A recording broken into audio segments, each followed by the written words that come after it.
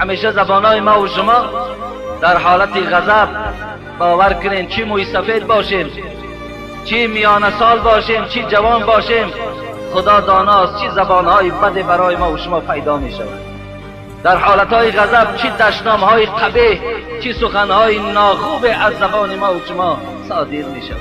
حضرت مولوی خدا رحمتش کنه میفرمایند زبان را در غضب نیکو نگه دار، زبان نزد غضبها می شود مات. غضب ناگه دلی رنجیده ای را، کند محزون و مجروح بنده ای را.